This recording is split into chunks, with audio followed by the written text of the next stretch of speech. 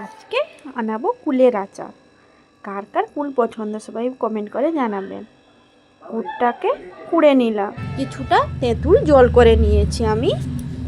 এবার কড়াই বসিয়ে নিব একটা ভাজা মশলার জন্য। দিব শুকনো লঙ্কা, জিরে, ধনে, কালো জিরা, মেথি, দারচিনি আর লবঙ্গ আর কিছুটা মৌরি। এবার গুড়টাকে জল বানিয়ে নিব। এবার দিয়ে দিব কড়াইতে তেল, ফোড়নে দিয়ে দিব শুকনো লঙ্কা, দিব 5 ফোড়ন। এবার রোদে লাগানো কুলগুলোকে দিয়ে দিব। আমি 2 দিন রোদে শুকিয়ে নিয়েছিলাম লবণ দিয়ে কুলগুলোকে। এবার দিয়ে 5 মিনিট ভালো করে ভেজে নিব। এবার কুলে একটু হলুদ দিব।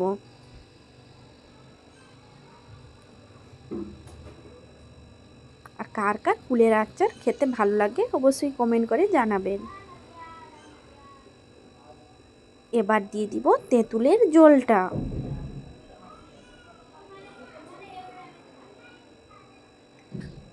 যেহেতু কুলটা মিষ্টি তাই তেঁতুলের জলটা আমি ব্যবহার করছি। আপনাদের কুল যদি টক হয়ে থাকে তাহলে তেঁতুল কোনো ব্যবহার করা দরকার নেই। এবার দিয়ে দিব গুড়গুলোকে, আর গুড়গুলো দিয়ে ভালো করে ফুটিয়ে নিব 5 মিনিট, যেরকম কুলের ভিতরে গুড়টা ঢুকে। এবার দিয়ে দিব 5 মিনিট পরে ভাজা মশলাগুলোকে।